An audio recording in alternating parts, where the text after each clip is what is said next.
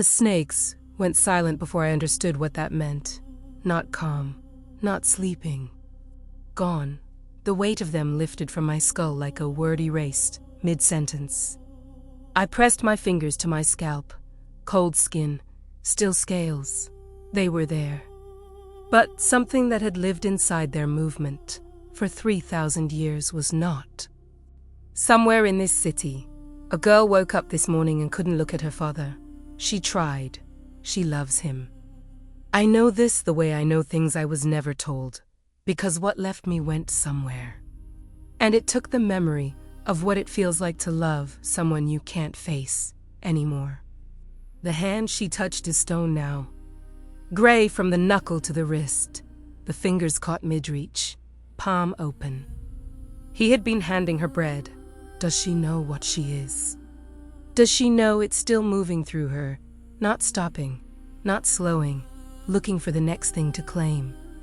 Does she know that I felt it leave, and I am coming, and I don't yet know if I'm coming to save her or to take it back? Because those are not the same thing.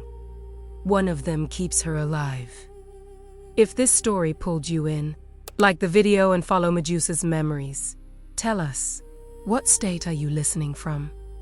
I found the bread first. Half a loaf, still warm, lying in the dirt outside a doorway on the lower street. The kind of bread you drop when your hands stop working.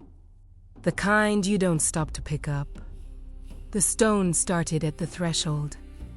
A smear of gray, like ash pressed into the ground, except ash doesn't have grain. Doesn't have the faint impression of a heel. I crouched. The petrification was shallow here, surface deep, the way a new fire chars the top of wood before it reaches the core. The street smelled of river clay and frying oil. The ordinary morning smell of this city that doesn't know what walked through it last night. I followed the gray. Utrojing alene not trail not the spisbrat, prutult. Someone had walked with intention. Someone who didn't yet know that the ground remembers what it touches. The snakes felt it before I named it. Thessaly, the smallest one, copper-scaled and old-pressed, Hegelef temple. Not warning, recognition. This was ours, she said without words. This came from us. The line ended at a door painted blue. Fisherman's blue, the color that's supposed to keep evil from crossing a threshold. Optimistic color for a street this close to the harbor. The smell changed at the door. Damp wool and something metallic. Not blood, not quite. The particular cold metal smell of stone that was recently living. I didn't knock. The man sat in the corner of the room, his right arm extended toward the center of the table. His fingers were open, frozen open. The gray had climbed past his wrist and stopped just below the elbow, a clean edge, almost surgical, where flesh became mineral. His eyes were alive. He looked at me and did not scream, which told me he'd been sitting with this long enough, that the screaming was finished. She ran, he said. His voice was even. The voice of a man who has already gone through the part where he didn't believe it. When did it happen? I said, just before sunrise. He didn't look at his arm. He'd learned not to. She handed me the bread. She looked at me, really looked, not the way you look past someone at the table, but at me, and then she said she was sorry.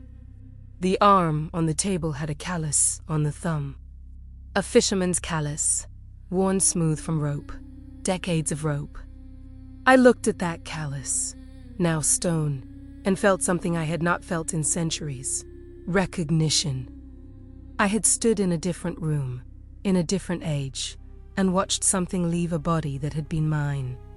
I knew what aftermath looked like. I knew its smell. Your daughter, I said.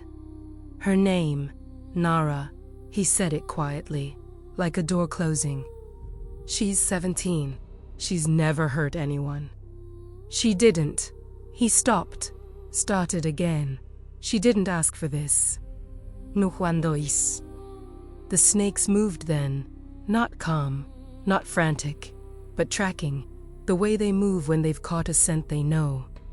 Thessaly unwound from my temple and pressed forward, toward the window that faced east. Nada was east. The Maldicao, my curse, the thing that had lived in my body for 3,000 years and shaped every inch of who I became, was east, walking on legs that had never carried it before. I pressed my hand flat against the stone arm, still warm. That surprised me. I expected cold. Mineral cold, the deep indifferent cold of transformation, complete. But this was the warmth of something recent, something still deciding whether it was finished. Which meant it wasn't. She touched you this morning, I said. Before or after sunrise, before or after she looked at you, the fisherman frowned. After, she reached for the bread. She was looking down. Then she looked up and the look came second. I stewed. That means the transfer isn't direct contact. It's already in her hands. It's moving up. I watched his face change as he understood. How far? He said. Not a question exactly. More like a man confirming a distance he already suspected was too great. By Porto by tonight, if the Maldicao reaches the next stage, she won't need to touch anyone. She only need to look directly at them. I looked at him, anyone she loves, anyone whose face she reaches for. The stone on his arm creaked, a small sound. Like a house settling. Find her, he said. His voice hadn't broken yet, but it was close to the edge of something. Find her before she finds someone else to look at. I left the blue door and walked east. The city was waking up, market sounds beginning, the groan of cart, wheels over cobblestone, a woman singing something tuneless to floors up. None of them knew. That's always the texture of disaster, in its first hour. Ordinary morning pressed, right up against catastrophe. The two of them sharing the same light.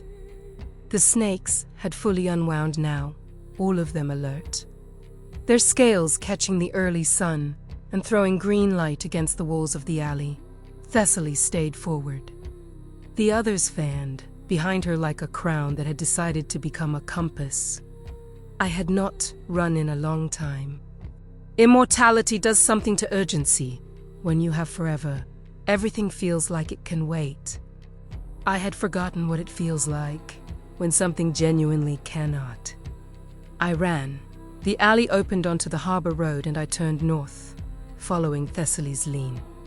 Following the thread of what had been mine, and now burned faint as a coal carried in a stranger's pocket. What had the Maldicao taken with it?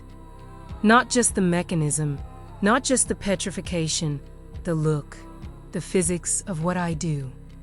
Something had transferred that I hadn't known was transferable. I felt the absence of it now, the hollow shape where it had been.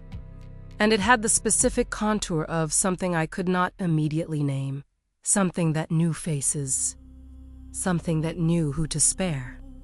For 3,000 years, I had never petrified someone by accident. I had never looked at a person I needed and turned them to stone. The Maldicao had learned, over centuries, to distinguish. Had that knowledge transferred to? Or was Nara walking through this city with the mechanism and none of the control? I found her at the edge of the fish market, standing with her back against a wall, her eyes squeezed shut. She was small. Smaller than I expected from the weight of what she was carrying. Dark hair tied back with a piece of rope, the same rope as her father's callus. I thought, the same work. She had both hands pressed flat against the wall behind her, palms backward, as if she were trying to push herself into the stone. Her shoulders were shaking. She hadn't opened her eyes when she heard me stop. "Don't come closer," she said. Her voice was low, controlled. The voice of someone very young doing something very hard. "I don't know how to stop it." "I know," I said. The shaking stopped. Not because she was calm, because she recognized something in my voice, the thing that recognizes itself. She turned her head slightly, still not opening her eyes. You're her. Yes, it came from you. Yes, a breath. Long, ragged, held together by will. Can you take it back? The question hung between us, and I felt it land in the hollow where the Maldicao had been. The empty space that was shaped exactly like her question. Can you take it back? Not, will you? Not, please. The pragmatic question of a girl who has already decided that feelings are a luxury she doesn't have time for this morning. I thought of the fisherman's arm, the warmth still in it. The fact that the petrification had a clean edge, surgical, recent, not yet settled. I thought of what taking it back would require. There is a way, I said. It isn't simple. Is it dangerous? For you, yes. She was quiet for a moment. The fish market churned behind me. Smells of salt and scales and the particular sharp cold of early morning catches. Ice brought down from the mountains at great costs to keep things from becoming what they're going to become anyway. More dangerous than this, she asked. She opened her right hand, still pressed to the wall, but the fingers spreading. A semicircle of grey bloomed outward from her palm print, the stone taking the shape of her hand, the wall remembering the warmth of her skin as it hardened. I looked at the grey semicircle. I looked at the edge where stone became plaster, where the transformation was still moving, still spreading, one grain at a time. By tonight, I had told her father. She only need to look. Today was the second day. If the pattern held, if this Maldicao migrated the way the old texts described, the way I had never had reason to study, because I had always assumed the curse was mine and mine alone. Then Nara had until tomorrow dawn before the transfer locked permanently. After that, it was hers. After that, there was no taking it back. And somewhere in this city, Thessaly, who had spent 40 years studying exactly this, already knew what I had just learned. The snakes went rigid, all of them. Simultaneous, the way they react to something that isn't a threat to me, but to someone near me. Nara. Thessaly had found Nara before I had. Or she was close, or she had sent someone ahead. Listen to me, I said, low and fast. Keep your eyes closed. Don't open them for anyone. There is a woman, older. She be dressed in white. And if she speaks to you, don't answer. Can you walk with your eyes closed? I've been doing it for the last hour, Nara said, dry as sand. Something I hadn't expected. I almost felt something adjacent to amusement. Then walk with me, I said. Fast. Don't touch the walls. We didn't make it to the end of the alley. Thessaly's two guards were already at the corner, not running, not threatening, just standing in the particular way that men stand when they've been told they don't need to move because there's nowhere to go. One had his hand on his belt, not on a weapon. The other was watching me with the careful, calibrated expression of someone who has been briefed on what I am. They were not afraid enough to be useful. That was Thessaly's training. Nara heard them before she saw them. She heard me stop, heard the change in my breath. And her hand found my arm without a word, still with her eyes closed, fingers pressing just above my elbow. Her grip was strong, stronger than a girl her size should have. The Maldicao was already changing her body. I noted this without sentiment. Medusa. Thessaly's voice came from behind them. She had been at the mouth of the alley, not the corner, and I had been looking the wrong way. Her footsteps were slow, unhurried, the sound of a woman who has won every version of this conversation before. I hoped we'd speak before you found the girl. It would have been simpler. She was older than I expected. Not old, but worn, the way stone wears along the edge that faces the current. Silver-streaked hair pulled back with a pin made of carved bone, white robes with a hem that had seen dust. The kind of clean that comes from being near dirt, without ever touching it. She stopped 6 feet from me, close enough to speak. Far enough that Nara's eyes, if they opened, wouldn't find her directly. Intelligent woman. The transfer is already in the second stage. Thessaly sighed. She spoke to me, not to Nara, as if Nara were a document under discussion, and not a person gripping my arm. You know what that means. I know what you want it to mean. She tilted her head slightly. A gesture of patience that had run out years ago and was now being performed from memory. What I want is irrelevant. The mechanics are not. By tomorrow's dawn, the transfer is permanent. The girl carries your curse for the rest of her life, which will not be long. Because she has none of your immortality and all of your power, and she will burn through it in a matter of years. She paused.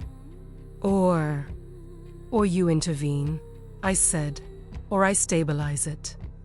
She reached into her robe and produced a scroll, sealed, old, the kind of seal that uses wax, too dark to be ordinary wax. There is a ritual, you know there is. The texts you never read because you never had reason to. I have been reading them for 40 years. She held the scroll at her side, not offering it yet. Pacto de renúncia. You sign the Maldicao over, formally, permanently, and I stabilize it in the girl's body. She lives. The power is contained, controlled by you, controlled by the temple. A small correction delivered without apology, which is not the same thing. Nara's fingers tightened on my arm. She was listening. Of course, she was listening. The smell of the alley had changed. The fish market behind us was still going. Salt and ice and morning work. But here, between these walls, there was something else. The particular dry stone smell of active petrification, the mineral exhale of transformation in progress. It was coming from Nara's hand on my arm, not enough to harm me Amwatiyem. But I felt it. The warmth of her grip, and inside the warmth, the small hard pressure of the Maldicao testing its new edges, learning the shape of an arm it hadn't owned before. This is what I do, I thought. This is what I have always done, and now it is doing it through her. The scroll, I said. What exactly does it require? Thessaly's expression didn't change. But something in her stillness shifted, the shift of a person who has been waiting for a specific question and is now very carefully not reacting to having heard it. A spoken renunciation, she said, witnessed. Your acknowledgement that the Maldicao passed freely and that you release all claim to it. She paused. And one other thing. A physical object. Something the curse has touched. Something that carries its mark. An anchor for the stabilization ritual. What kind of object? She looked at my hair. Achidisne.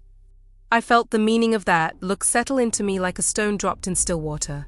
One of them, I said, given willingly. She said it gently, as if gentleness were a tool she'd learned to use late in life and was still getting accustomed to. The ritual requires consent. I can't take it. It has to be offered. Nara made a sound, quiet, involuntary. The sound of someone who has just understood that they are the reason something valuable is being asked for. You don't have to. She started. I know, I said. 3,000 years. The snakes had been with me for 3,000 years. Not decorative, not a punishment, despite what the stories say.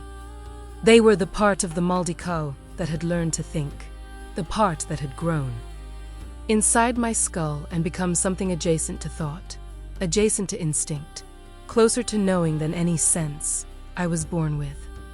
Giving one of them to Thessaly was not giving a piece of jewelry. It was giving a piece of cognition, and Thessaly knew it. And she had asked anyway. I have until tomorrow dawn, I said. Not agreeing, not refusing. The transfer is in the second stage. The third stage doesn't lock until dawn. That is correct. Then I have time to consider alternatives. Thessaly's expression moved into something that was not quite a smile, but was built from the same material. You do, she said. She tucked the scroll back into her robe. But consider this while you look for them. I have had 40 years. E have regis, there's uma maldição transfer. There is one stabilization ritual. One. She took a half step back, measured, theatrical in its precision, and I will be at the Temple of Athena by tonight. If you wish to discuss terms, you know where I am. She turned. The guards moved with her. She did not look back. Nara waited until the sound of footsteps was gone. She wants to use me, she said. Yes, as a weapon, eventually. First as proof, then as precedent, then as a weapon, a breath. Then, what's the alternative you mentioned? I looked down the empty alley. The scroll Thessaly carried held one answer. But Thessaly had been reading texts for 40 years that I had never opened. She knew things I didn't. She also wanted things I couldn't allow. There is a terceiro ritual, sai. Te pacto de chora? It doesn't transfer ownership. It stabilizes the Maldiko into bodies simultaneously, divides it, reduces the intensity in each host. That sounds better. It requires a voluntary sacrifice from the original host. I kept my voice even, not unadjectential. Nara was quiet for a moment. The snakes, she said. Not one, all of them. The fish market smell rolled over us. Salt, ice, the cold honest smell of things that don't last. Nara opened her eyes for the first time. She looked at the wall, not at me, careful even now. The semicircle of gray her palm had made was still there, spreading at its edges, grain by grain. And if the Pacto de Ankara fails, she asked. I had no answer for that yet. But the question itself was already a kind of answer. Nara's mother had been at the harbor.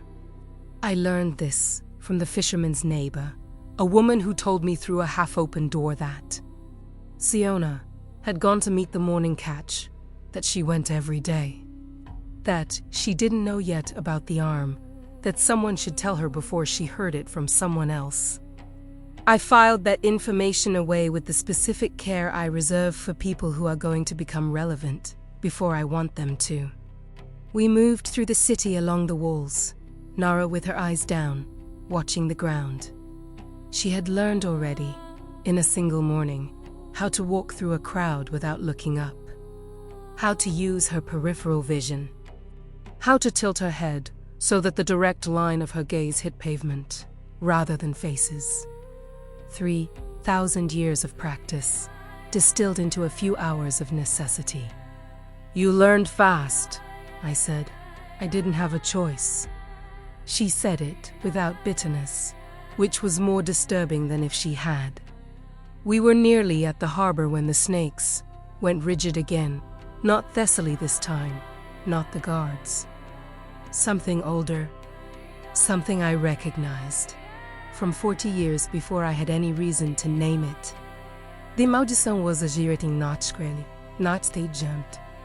Nara's left hand, which had been clean since this morning, had a bloom of grey on the back of the knuckle, small, new, growing while I watched. The second stage wasn't supposed to reach her hands, I thought. Not until tonight. The transfer was moving faster than the texts described. Either Thessaly's estimate was wrong, or knowing the Maldiko's original host was nearby was accelerating it. The two sources pulling at each other, the power moving toward equilibrium, trying to equalize across the smallest possible distance. I was making it worse by being close to her, and I couldn't leave her alone. "Nara," I said. "Look at me. I can't. Not my eyes. My hands." She looked down. I held out my hands, palms up, the same gesture her father had been making when she looked at him. Different outcome. She understood immediately. Her eyes went to my palms and stayed there. "The transfer is accelerating," I said. "I need you to understand what that means. By tonight, not tomorrow, tonight, you will be in the third stage. The look will be active. Anyone you meet eyes with, directly, for more than 2 seconds." Her jaw worked. The knuckle bloom had spread to the base of her index finger. "What do I do?" she said. "We find the Pacto de Ancra before Thessaly finds your mother." She looked up then, not at my eyes, caught herself, looked back at my hands, but I had seen her face for a half-second. The thing I hadn't expected. She wasn't afraid. She was furious. Good. Fury is more useful. The Harbor Archive was not a building anyone would look for twice.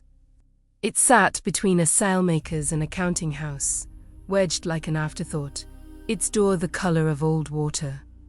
Harbor archives existed in every port city I had passed through across the centuries. Records of cargo, crew, contracts, and, if the archivist was old enough and indiscreet enough, records of other things. The kind of things that don't fit in any other category. This archivist was old enough. His name was Petros. He smelled of fish oil and old paper, an honest combination. And he looked at me and Nara over the edge of his spectacles with the particular expression of a man who has seen stranger clients than us, possibly only twice in his life, twice enough to stay happening. Pacto de Ancora side. Original texts, not copies. "That's a restricted request," he said. "Everything I need is restricted," I said. "Show me the restricted shelf." He showed me the restricted shelf. The smell of the archive was cold in particular, dried beeswax, old leather, the faint sharp note of ink that had oxidized into something more mineral than organic. Nara stood at the entrance, eyes down, while I pulled texts. The restricted shelf was small. For scrolls, to bound volumes, and a wooden case with a latch. I opened the wooden case first. Inside, a single sheet of pressed papyrus, covered in a hand I recognized. My own. Or not mine exactly. The hand of a scribe who had served me in the 3rd century, whose writing I had dictated and signed. One of the early documents from the period when the priesthood of Athena was still cataloging everything I was. They had been thorough. The sheet described the Pacto de Ancora in 23 lines. I read it twice, then I read it again. Nara had moved closer without me hearing her. She was reading over my shoulder, still angled, still careful, her gaze landing on the papyrus, and not on me. "It says the original host has to give all of the snakes," she said. "It says the original host makes an offering of what the Maldicao considers its primary extension," I said. "The snakes are the primary extension. That's all of them." "Yes, and then what?" I ran my finger along the 3rd paragraph. "And then the curse divides. Both hosts carry it, but at half intensity. The pedification still exists in both of us, but neither of us can use it at full strength. And for a human host," I stopped. "For a human host," Nara said, very level, "it won't eventually kill me. The half-intensity version, no. A human body can sustain it, and you're half. I was not made with a human body." She was quiet for a moment. Around us, the archive breathed its cold papyrus breath, unhurried by the things happening in bodies outside its walls. So you give up all your snakes, she said. You lose your primary extension, and I carry half a curse for the rest of my life. She exhaled slowly. And the alternative is Thessaly's ritual, which means I carry a full curse. Controlled by the temple of Athena and become a weapon. Those are the two options the texts describe. But you said there might be a third. I had said that.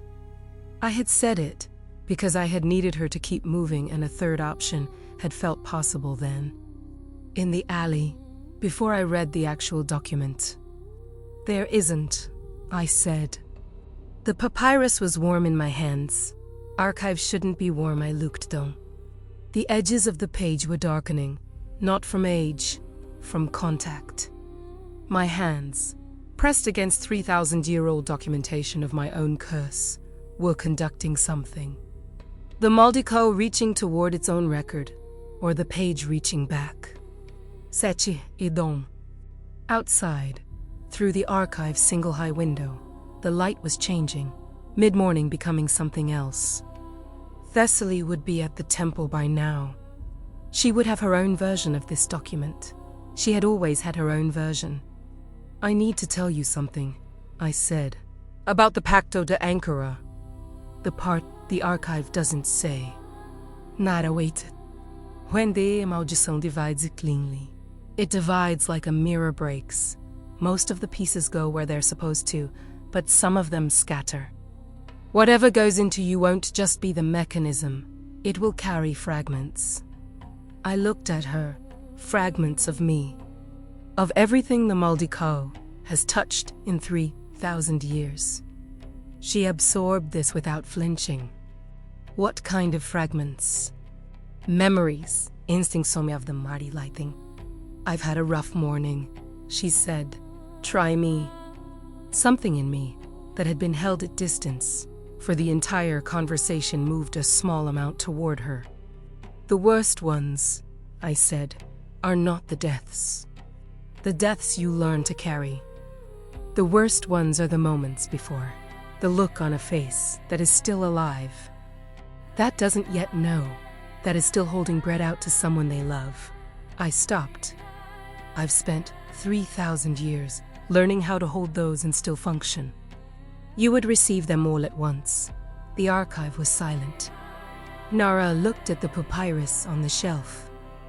Then at her hand, the bloom now climbing past, the second knuckle of 2 fingers. And if we do nothing, she said, and the transfer completes naturally. You carry the full curse alone, no immortality, no training. No 3,000 years of learning how to look and not destroy. I paused. You'd be dangerous to everyone you love, including my mother. Especially your mother. The door opened, not slowly. Not the way Petros open doors. The way doors open when someone has decided that knocking is a social convention they've graduated past. Thessaly's guard, the one who'd been watching me in the alley, stepped inside. He didn't look at Nara, he looked at me. She found the girl, I said, to myself, not to him. The High Priestess extends an invitation, he said. His voice was professional, uninflected, to the girl. Not to you. Nara's hand found the shelf edge behind her. And if the girl declines, I said. He produced a second scroll. Smaller than the one Thessaly had shown me. Different seal. He set it on the archive counter and stepped back. The High Priestess asks that you read that before the girl decides. Kel left. The door closed behind him with careful, deliberate quietness, the sound of someone who has been trained to close doors like they're not a threat. I picked up the scroll. Inside, a single line, in Thessaly's handwriting. Siona is at the temple.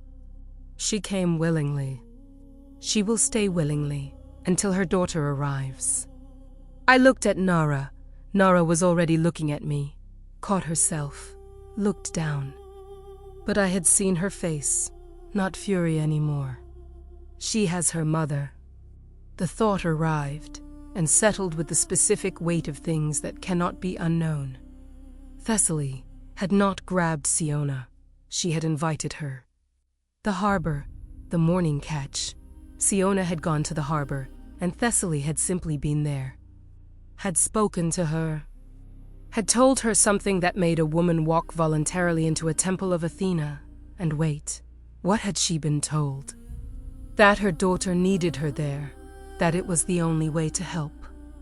It didn't matter what she'd been told. She was there. And Thessaly had known we would read the archive. Had known we would reach the Pacto de Ancora. Had allowed us to, because whatever we decided would be made under the specific weight of a mother waiting in a room we couldn't reach in time. 40 years of preparation. She had not left us without options. She had simply made sure all of our options hurt. I looked at Nara. I need you to understand, I said. That signing Thessaly's Pacto de Renuncia is not the same as saving your mother. Your mother is already there. What Thessaly wants from the ritual is not your mother's safety. That's already guaranteed. Siona went willingly. She be treated well. She come home.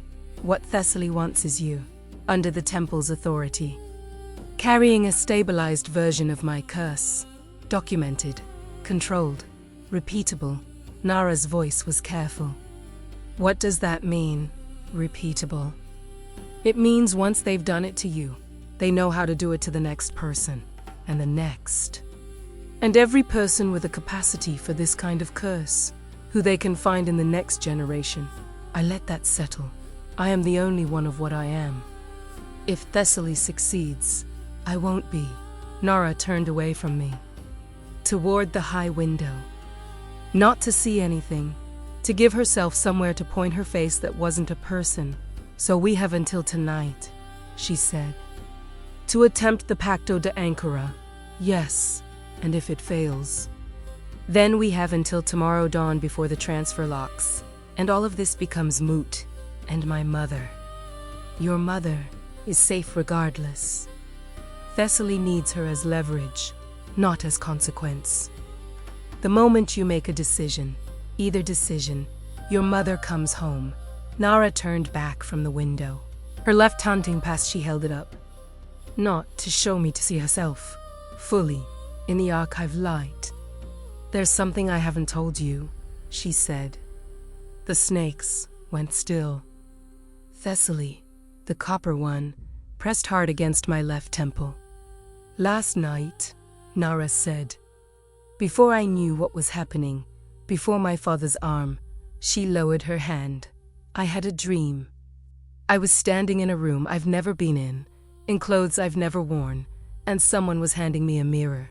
She paused. I looked at my own reflection, and the reflection looked back at me, and then it smiled. And I thought, that's not how mirrors work. The archive was very cold. I wasn't dreaming, I said. No, she said. You were remembering. Something crossed between us that I didn't have a name for yet. Not recognition exactly.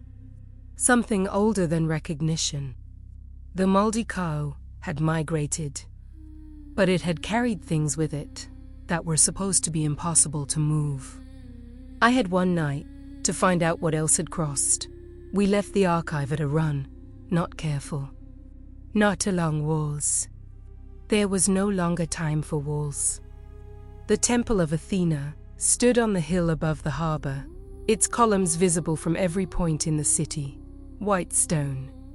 High ground. The kind of architecture that says we are not afraid of being seen. Thessaly had chosen well. She always would have chosen a place that was visible from everywhere. That made you approach openly. That removed any possibility of a quiet arrival. I knew she'd be walking anyway. The temple steps were 42. I had counted them once, in a different age, when this building was newer and I had stood at the base and decided the climb was not worth the company at the top. I was wrong then.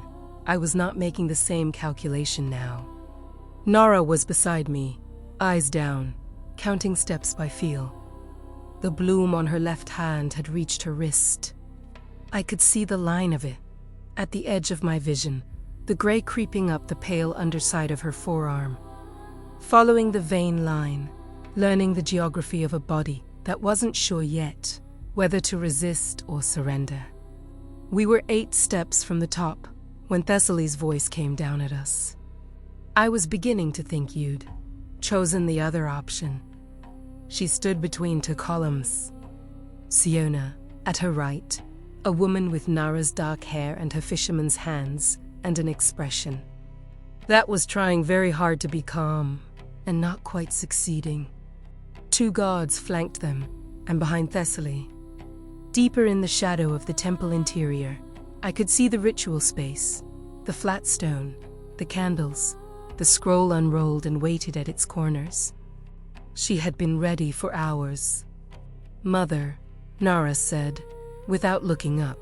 "I'm all right." Siona's voice was steady. She had not been harmed. She had not even been frightened. Not exactly. She had been managed. The particular steadiness of a person who had been given a calm and reasonable explanation for why they were standing in a temple they hadn't planned to visit. "Nara, the priestess said you need this. That it's the only. She's not wrong," Nara said. She said it to her mother, and then she said it to me, still without looking up. "She's not wrong about the ritual working. You told me that yourself." "I told you it works," I said. I didn't say the terms were acceptable. Thessaly descended 3 steps toward us. She moved with the economy of a woman who doesn't waste gestures. Each step placed, each movement intentional. Her white robes caught the morning sun and held it, and I thought, 40 years of practice. And she looks like someone who has never once been unsure. I have looked like that. I know what it costs. "Here is what I'm offering," Thessaly sighed. She had stopped 5 steps above us, high enough to look down, low enough to be heard at a conversational volume. A calculated distance. The girl signs the Pacto de Renuncia with you as co-signer. The Maldicao stabilizes in her body at manageable levels. She goes home, her mother go. She lives a full life, shorter than yours, but full. She looked at me. "And you?" "And I said, you are free. The curse that has defined you for 3,000 years is no longer yours. You become." She paused, choosing the word with the care of someone who knows a word is a weapon. "Ordinary," the word landed. I heard it land in the specific way that true things land, even when they're being used against you. Because she wasn't entirely wrong. This was the thing Thessaly understood that made her dangerous. She wasn't offering me only loss. She was offering me the possibility of a thing I hadn't let myself name in centuries. Ordinary. No look I needed to control. No distance I needed to maintain. No one I needed to avoid loving because love and proximity and my eyes were a combination that ended in stone. She had read 40 years of texts. She knew exactly what to offer. "The problem," I said, "is not the ritual. The problem is what comes after it. After it, the girl lives. After it, you have proof, documentation, a successful transfer, witnessed, with the co-signature of the original host. And then you have a template." I climbed 2 more steps. We were close now, close enough that Thessaly's guard shifted, hands moving to belts. "And in 10 years, in 20, when you find another person with another inheritance they didn't ask for, you have a precedent, you have a ritual, you have a process. And the Temple of Athena has a new kind of power that didn't exist before today." Thessaly didn't flinch. "That is not your concern," she said. "Everything that happens to the next person who is born into something they didn't choose is my concern," I said. "That has always been my concern." The guards stepped forward. What happened next happened fast. Thessaly raised her hand, not to the guards, to Nara, a gesture that meant, look up. And at the same moment, she moved Siona forward by the shoulder, not roughly. Not as a threat exactly, but as a demonstration. Her mother, placed 2 steps below Thessaly, at the exact height that would put her face in Nara's direct line of sight, if Nara looked up even slightly. "I don't want anyone hurt," Thessaly said, very quiet. "I want you to understand that you are out of time." Nara had gone rigid. Her head was down. Her eyes were down. Every muscle in her body was doing the specific work of not looking at her mother, who was 3 feet away, whose voice she could hear breathing, whose hands she could see at the edge of her lowered vision, Siona's hands, reaching, wanting to close the distance. "Nara," Siona said, "it's all right. Look at me." "Don't," I said. Siona looked at me with the expression of a mother who is not taking instructions from a woman with snakes for hair while her daughter is standing 3 feet away. "This is not," I started. The guards reached me. 2 of them, from the sides, not grabbing, placing hands on my arms in the practiced way of men who have been told to restrain, not harm. I let them place their hands. I did not let them move me. The snakes responded before I decided anything. Thessaly, the copper one, came off my scalp in a full uncoil, fast and silent, and struck the nearest guard's wrist. Not a bite. A wrap. She coiled around his forearm and squeezed, and the guard made a short surprised sound and released my arm. The second guard stepped back. "Don't," I said again. This time to the guards. They stayed back. Thessaly, the woman, watched this with the expression of someone confirming a hypothesis. "You see," she said, softly, "you can't give them up, even now, when the choice is in front of you. They are not separate from you. They are you." She looked at Nara, which is why the girl can't carry a full version of this. Which is why she needs the stabilization. Which is why this is not cruelty. It is arithmetic. And then Nara looked up. Not at her mother. Not quite.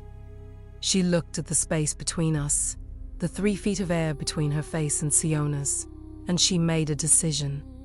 I watched move through her body from the feet up, the kind of decision that starts in the ground and works its way to the eyes. She looked at Thessaly, direct, full, the held, deliberate look of someone who has had one morning to understand what she carries and has decided to use it. Thessaly's face didn't have time to change. The gray started at her collarbone. Not fast, not instantly, but undeniably, the color of stone spreading upward along the throat. The jaw, the right cheek. Thessaly raised one hand and touched her own face, and I watched her feel it, watched her understand, and watched her make the decision that she was not going to be afraid in front of us. She was afraid. She removed her hand from her face. Looked at Nara. "Stop," she said. "I'm not doing it on purpose," Nara said. And I believed her. Her voice was shaking, not with fear, with the specific vibration of someone trying to reverse something with a mechanism they only found this morning. The gray stopped spreading. It didn't reverse, but it stopped. Thessaly stood very still. The gray had settled at her jaw, a stripe of it, mineral and clean, like a scar that arrived suddenly. The guards were not moving. Siona made a sound. In the silence, I climbed the remaining steps. I stood in front of Thessaly. She was a full head shorter than me, and I had 3,000 years on her, and neither of those things was the relevant difference between us at this moment. "Release Siona," I said. Now, Thessaly's eyes moved to the gray on her jaw, then back to me. Then to Nara. "You can't control it," she said to Nara. Her voice had changed, still level, but carrying, now, the weight of someone who has just experienced the arithmetic she was describing from the other side. You know you can't. I know, Nara said. That's not an argument for your version.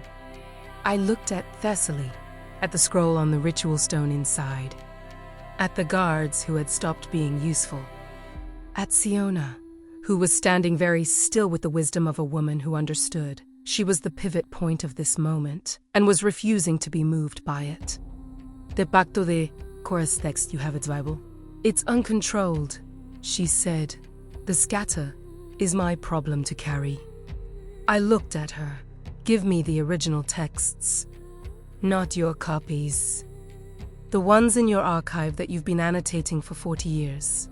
A beat. And then, she said, and then I attempt the ritual. If it works, you have your proof, a transfer stabilized without temple authority.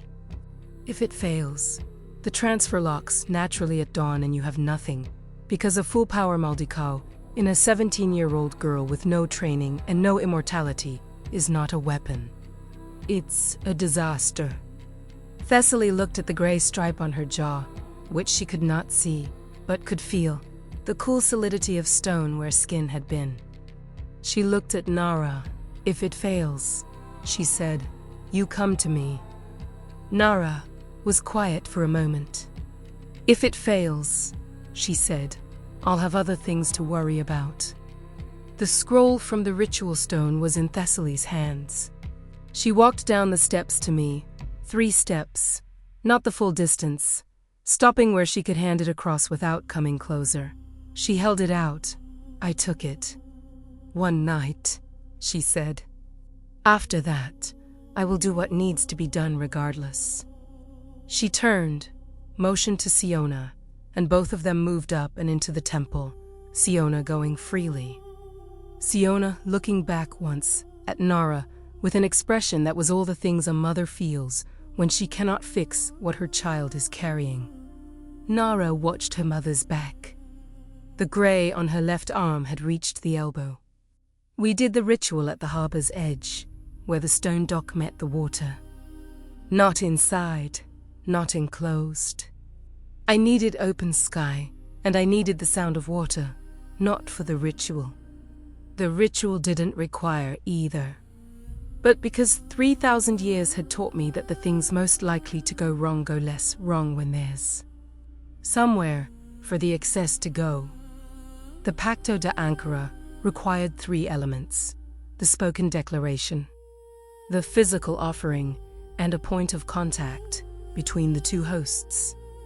Thessaly's annotated version of the ritual was meticulous, 40 years of marginal notes in a hand that had gotten smaller and more precise as the years went on, the handwriting of someone who had slowly realized they were working on the most important document of their life. I read her annotations. They were better than anything in the archive.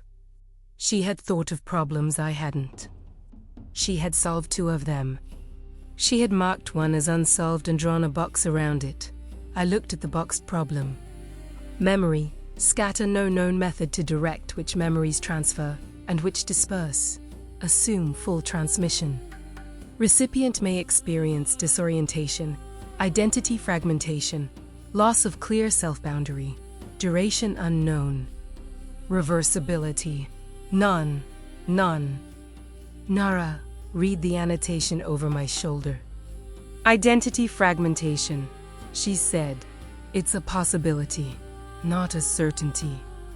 But it's possible that after this, I won't. She stopped. Started differently. Is it possible that after this, I won't know which memories are mine? The water moved below us. Harbor water, grey-green, carrying the smell of salt and old rope and the particular tongue of things that have been submerged and resurfaced too many times. Yes, I said. It's possible.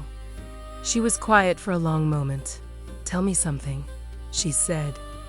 Before we start, tell me something that's yours, a memory that's so specific, so particular to you, that if I receive it, I'll know it's not mine. I looked at the water. 3,000 years. The catalogue of what I had seen was not something I opened easily. Not because it was painful. Pain becomes texture eventually. It loses its sharpness, but because the things I remembered most clearly were the ones I had no one to tell. The ones that had accumulated in a body that outlived every person who could have received them. There was a woman, I said, in the 2nd century.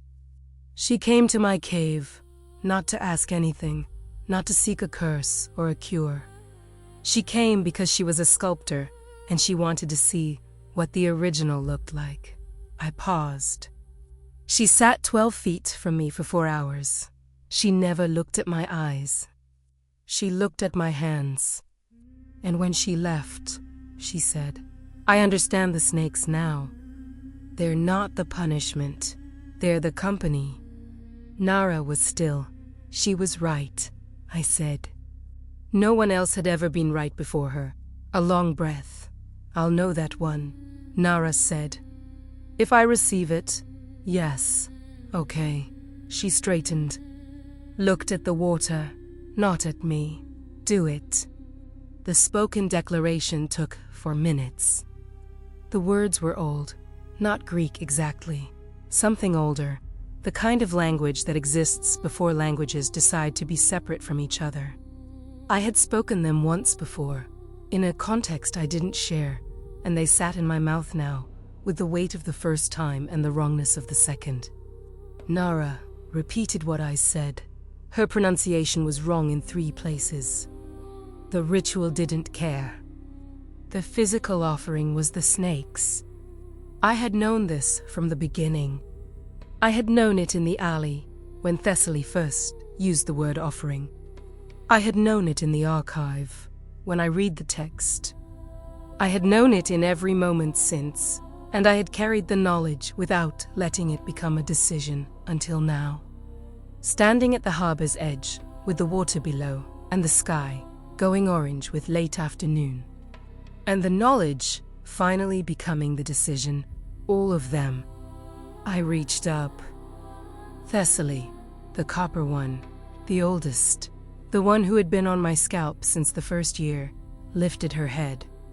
She looked at me with her yellow eyes and I thought, she understands.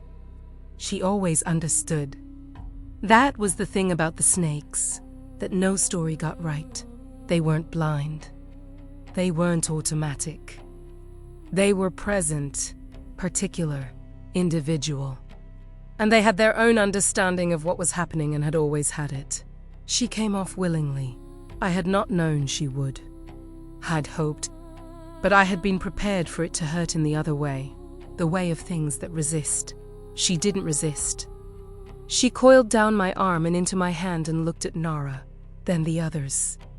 It took a long time. Each one. The dark smelled of salt and stone and something I didn't have a name for. The smell of a thing becoming what it was never meant to become.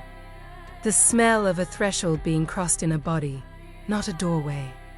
When the last one transferred to Nara, a young one, dark green, the one I'd had for only about 400 years, my head felt like a room emptied of furniture. The silence was different from the silence in the morning when they'd gone quiet. That silence had been the silence of absence. This was the silence of aftermath. Then the ritual did what the ritual does. The division happened the way Thessaly's annotation described, not cleanly. Not the way a mirror breaks, but the way water divides around a stone. Most of it went where it was supposed to go, and some of it scattered. I felt the scatter as physical heat.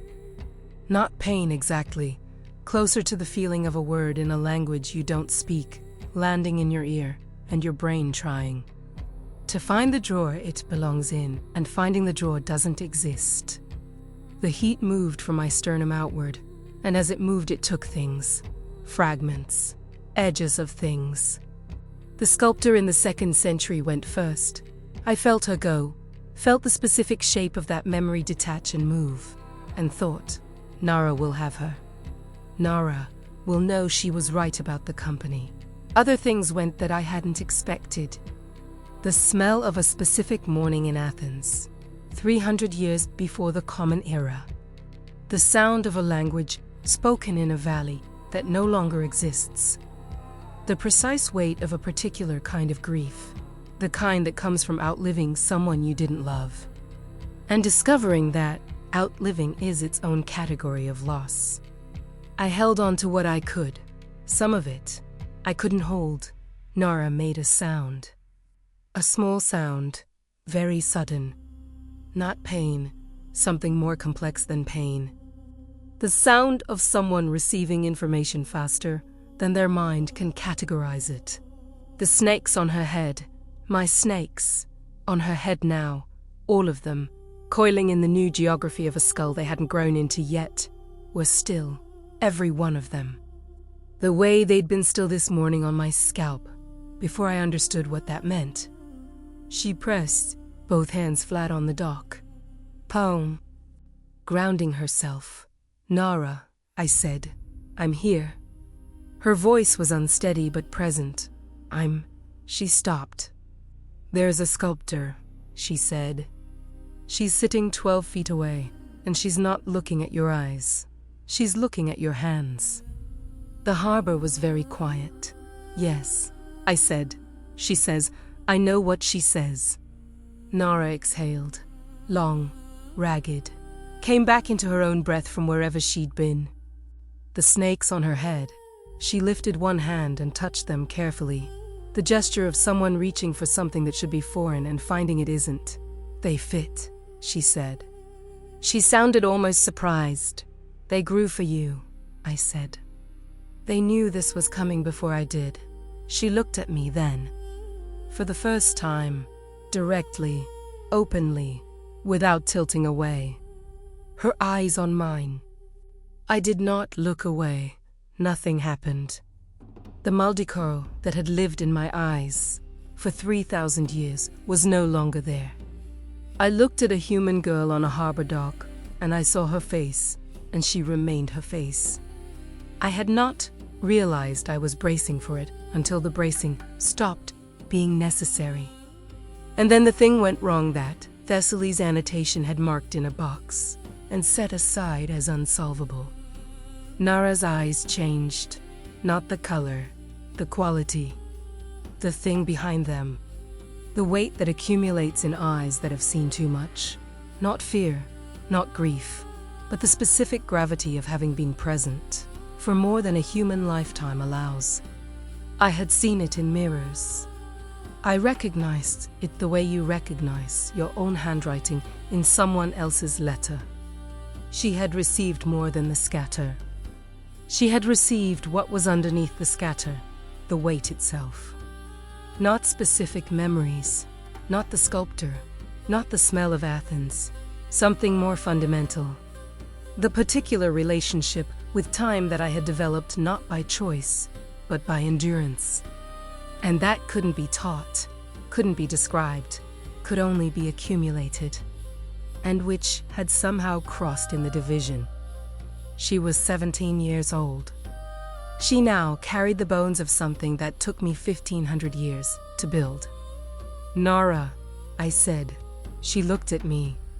And in her look was the specific patience of someone who has just been handed more than they can use and knows it, and is deciding what to do with the knowledge. I'm all right, she said. She was not all right, but she was present. She was herself. The self-boundary had held, which meant Thessaly's annotation had been wrong about at least one thing. I held on to that. We need to get you home, I said. I know. She stood, slowly. The snakes adjusted to the movement. Already learning her body. My mother. Thessaly will release her now. She has what she wanted, the proof that the Pacto de Ankara works. Something crossed Nara's face. She documented. Nara said, everything. Your snakes transferring. The ritual. The result. She looked at her hands. The grey was gone. All of it. The bloom on her wrist. The creep up her arm. Gone. Replaced by something I couldn't see yet, but could sense in the structure of the air around her. Something that would take months to understand. She know it's possible. Yes. So this isn't finished. I looked at the water. The sun was going now, orange becoming red, becoming the particular dark that always arrives faster than expected. No, I said, this isn't finished. Nara looked east, toward the city, toward her mother. Toward the ordinary harbor street with its blue door and its bread still on the ground. Thank you, she said. I didn't answer. Not because I didn't hear it. Because the thing that had lived in me for 3,000 years and had just moved into her was already looking at me the way it looked at everyone. Who was going to have to be left behind. I recognized the look. It was mine. I walked home through a city that had stopped being afraid of me. Not because the city knew anything. Because I did. The streets were the same, cobblestone, cut smell, the particular gray of walls that had been whitewashed too many times and were now just the color of accumulation. The same stalls, same voices, same evening smoke from the same chimneys. Nothing had been altered. Except that a woman walked through it with ordinary eyes, and no one moved out of her way.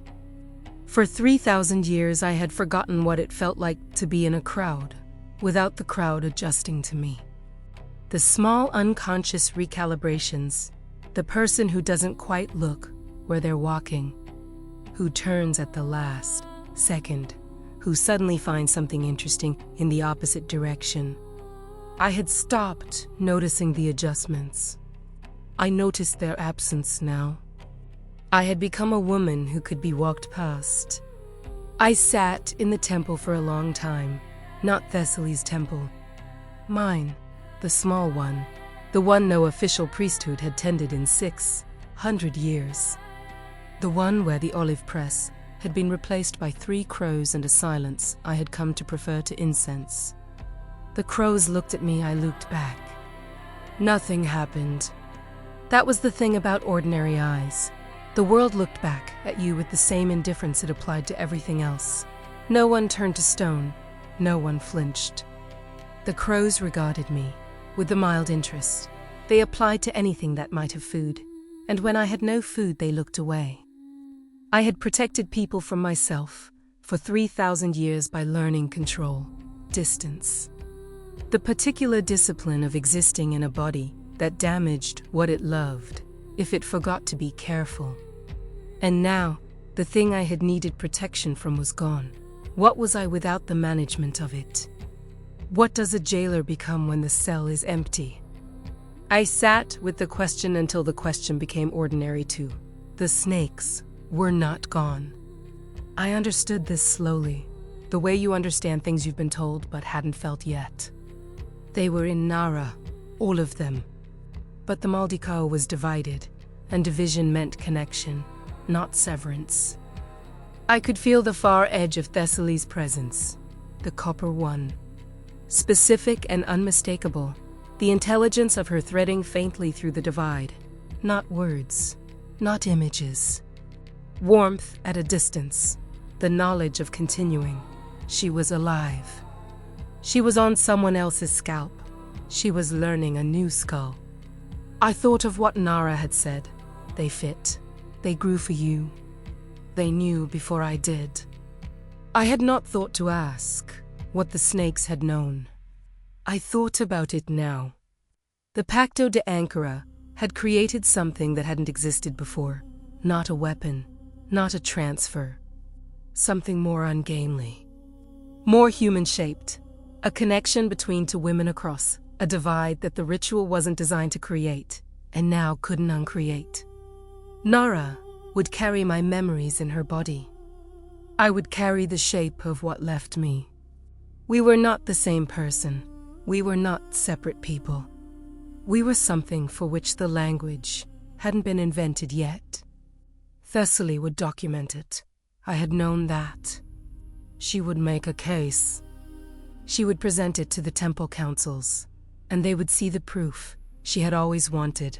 Not just the theory of transfer, but the demonstration. The living result. The girl walking home with ancient snakes on her head and millennia behind her eyes. And then someone else would try to replicate it. And the next person would not be Nara. The next person would not have chosen it. I had resolved today's problem. I had created tomorrow's. This is the truth that 3,000 years had taught me, and I had still not fully learned. Resolution is always a door, and every door has another hallway. The crows left. I sat in their absence. The olive smell of the empty temple reached me then, stone and old oil and dust that had settled into the grain of the floor so completely that it was no longer separable from the floor itself. This was what permanence smelled like. Not gold, not marble, dust. Committed, I thought of Nara's father. His arm, still grey from the knuckle to the wrist. The Pacto de Ankara had reversed Nara's marks, the bloom on her hand. The creep up her arm, all of it undone by the division, but the fisherman's arm. I had not thought about the fisherman's arm. I had been moving too fast and thinking too forward, and I had not thought about the arm. It was possible, not certain, that with the Maldicao divided and stabilized, what had been done before the stabilization would slowly reverse. Stone that had been recently set, not long petrified, not the deep transformation of years. It sometimes reversed, slowly, over months. But I didn't know. And the fisherman was sitting in a room with a stone arm and a daughter who would come home tonight with snakes on her head and millennia in her eyes.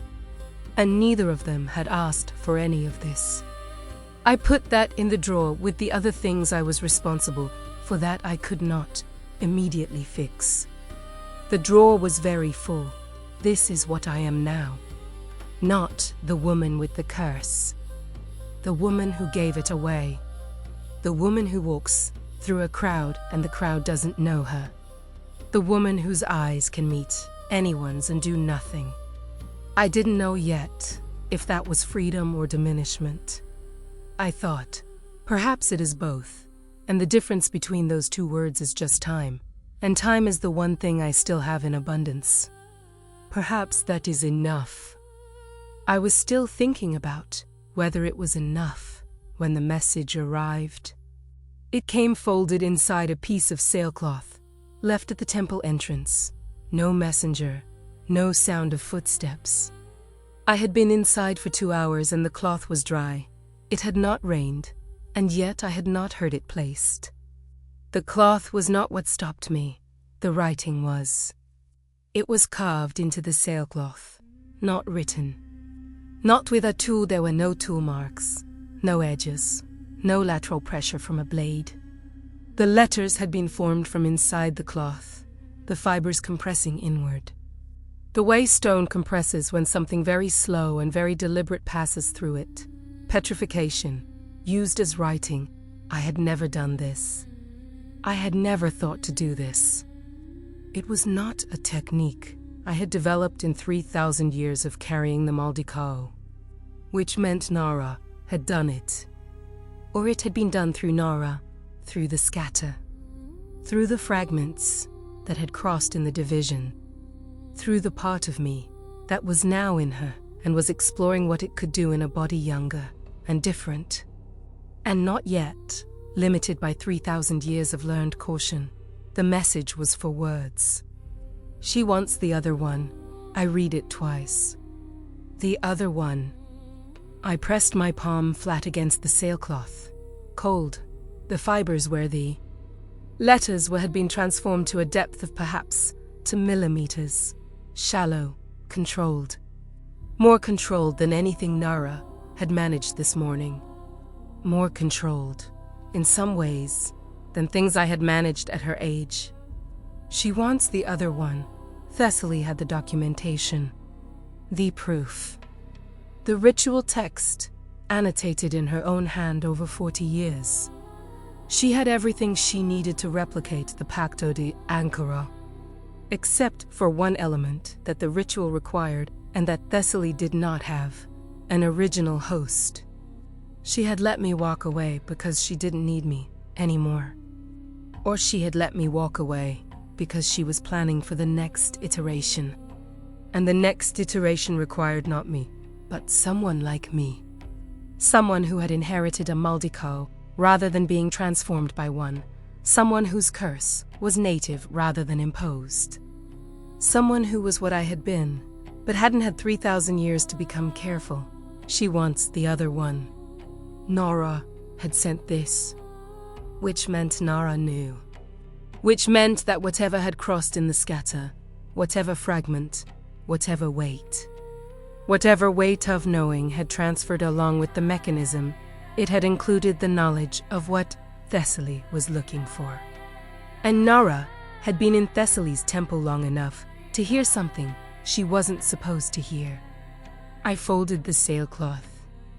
I put it in the drawer with the other unsolvable things.